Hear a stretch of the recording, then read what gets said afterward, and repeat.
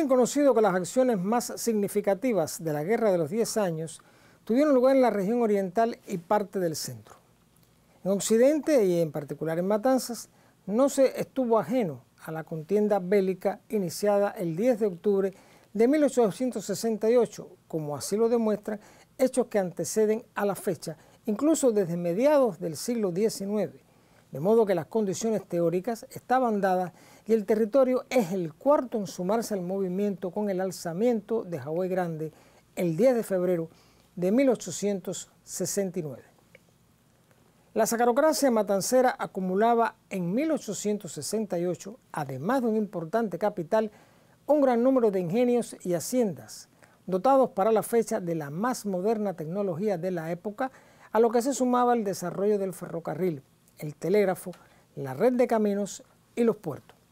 Por otra parte, la alta concentración de soldados españoles era igualmente significativa por la cercanía con La Habana. Las simpatías que pudieran existir por la causa de la independencia estaban subordinadas en gran medida a los intereses económicos, razón por la cual no todos veían con buenos ojos que la guerra pudiera poner en peligro sus fortunas.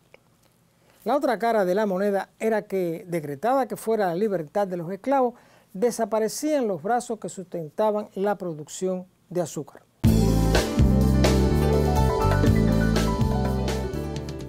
Cuando se estudia el desarrollo de las acciones y la marcha de la guerra del 68, se suele ignorar lo ocurrido en el territorio matancero.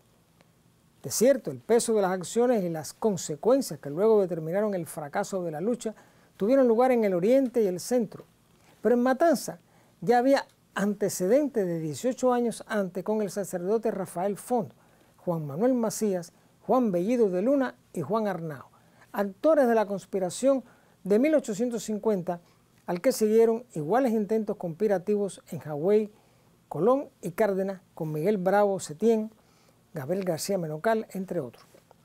En Jovellanos con Pedro y José Leonard, en Alacranes con los hermanos Urbano y Manuel Olivera, además de otros complotados en Manguito, Bolondrón y Macagua.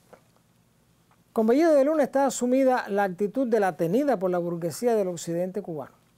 En la propia ciudad, Miguel Despau es detenido al intentar salir del país luego de promover un movimiento armado en Chirimoya, cerca del antiguo cementerio de San Juan de Dios, de cuyas primeras acciones resultan por igual los primeros fusilados en Matanzas, Cárdenas y Colón en 1869. En Hawái Grande, un grupo de revolucionarios ocupan el pueblo por 3 horas e izan la bandera en una iglesia en construcción utilizada por la Guardia Civil.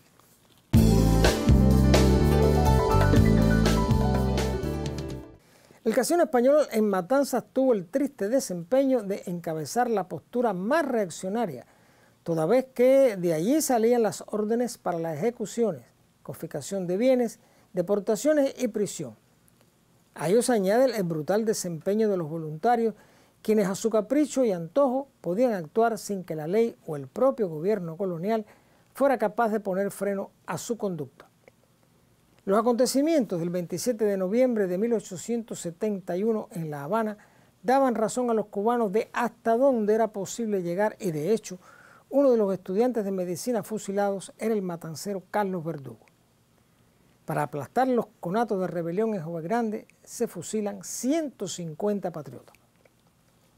No debe creerse que el inicio de la guerra solo contó con acciones significativas fuera del territorio, o que el movimiento insurreccional se limitara a meros intentos sin mayores consecuencias. El secuestro del vapor comanditario que hacía viaje entre Cárdenas y La Habana fue un ejemplo de ello.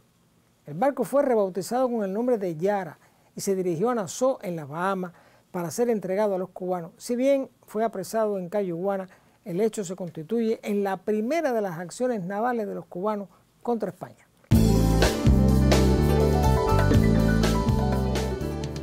Entre 1869 y 1870 ocurren importantes acontecimientos. El 9 de enero de 1869 es asesinado Manuel Vega, maestro del Colegio La Empresa, centro que en octubre de ese mismo año es cerrado por orden del gobierno, sabedor de su actuar en el fomento de las ideas independentistas.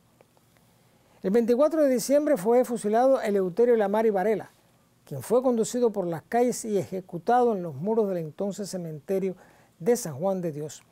El 1 de febrero de 1870 se conoce de la muerte del periodista español Gonzalo de Castañón.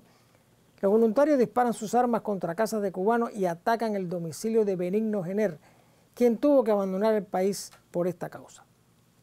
Entre enero y febrero del propio año, José Inclán inicia una audaz marcha de invasión y casi llega a las puertas de La Habana. Después de febrero de 1869, Matanzas no volvió a tener un estado de calma o pacificación que duraría hasta cesado el dominio colonial. La zona sur, con Hawái y la Ciénaga de Zapata, se convierte en escenarios de la guerra que llega con, entre otras, las tropas comandadas por el inglesito, el general Henry Reeve, hasta su caída en combate cerca de Yaguarama, cuyas acciones individuales, entre ellas la quema de ingenios, se constituyen quizás en el más importante de los capítulos bélicos en el territorio matancero. En este lapso, la tea incendiaria llegaría a reducir a cenizas 28 fábricas de azúcar. Si algo estaba claro para los cubanos sumados al proyecto insurreccional, era la necesidad de estorbar la base económica del poder colonial, lo que explica la destrucción de las colonias cañeras. Paralelo a estos hechos, ocurren levantamientos de esclavos, aunque para la etapa ya no tienen la significación y monto de las primeras 4 décadas de la centuria y son más aislados y menos efectivos al adoptarse otras formas de resistencia que, aunque diferentes, son parte del estado beligerante que sume a la isla. Por otra parte, el propio sistema esclavista se enfrenta ante una crisis de subsistencia evidente que augura su término. El curso de la guerra, sus conflictos internos y desacuerdos, el regionalismo y la ausencia de una política y estrategia coherente para enfrentar con éxito las exigencias de un movimiento que pretendiera extenderse a todo el país, trajo por resultado el agotamiento de la lucha ya demasiado larga y costosa para ambos contendientes. Y España no desaprovechó la oportunidad de negociar una paz, sabedora que desde la parte cubana existían creadas las bases para el fin de la guerra. El 30 de septiembre de 1877 se entrevistaron en la Casa Consistorial el entonces jefe del ejército español Arsenio Martínez Campos y Esteban Barona, jefe insurrecto de Camagüey, con la asistencia del capitán general de la isla Joaquín Jovellar, para concretar las bases del futuro pacto que se firmaría el 10 de febrero del año siguiente. La noticia se recibió en Matanzas el día 12. Martínez Campos, ya conocido como el pacificador de Cuba, vendría a Matanzas para dejar inaugurado el 4 de noviembre de 1878 el puente de la Concordia.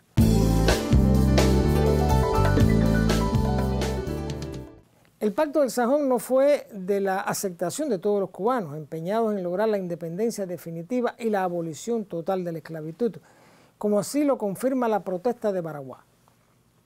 En Matanzas, el célebre José Álvarez Matagás continuó conspirando también y Esteban Arias con un depósito de armas en el potrero de Belismelis.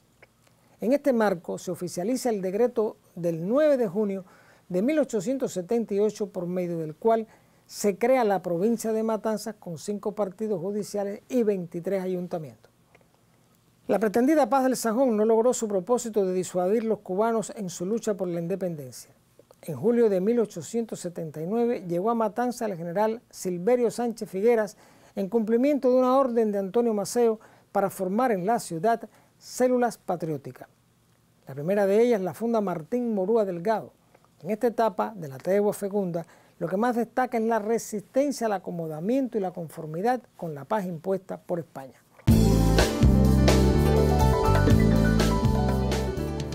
Basta una muestra para medir los ánimos. El 10 de enero de 1879, a las 7:52 pasado meridiano, en el curso de una retreta, en una acción suicida, 4 revolucionarios cubanos a caballo arriban a la segunda plaza de armas frente al ayuntamiento disparando sus armas al grito de ¡Viva Cuba Libre! En la acción resulta herido de muerte Carlos Castro, inspector de la policía. En Manguito se descubren pertrechos y armas para un levantamiento cuya más notable consecuencia es el apresamiento y posterior deportación de José Martí, quien ya conspiraba con Juan Gualberto Gómez. No todo fue rebeldía. El autonomismo matancero aprovechó la paz para reafirmar sus sentimientos afines a la colonia. El fracaso en Matanzas de la Guerra de los 10 años estuvo dado también por el factor económico, por cuanto a los propios hacendados cubanos nunca les convino una contienda que podía acabar con su fortuna, ocasión que aprovecharon los sectores integristas y el Partido Liberal para contrarrestar cualquier movimiento por la independencia. Las acciones de los patriotas matanceros durante la guerra de 1868 forman parte de la gran revolución iniciada en la fecha hasta el presente.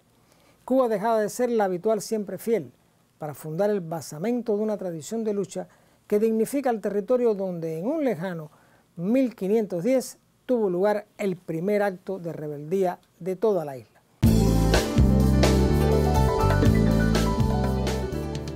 Los invito y los convoco para un nuevo encuentro con la historia y el recuerdo, porque la memoria es la dueña del tiempo.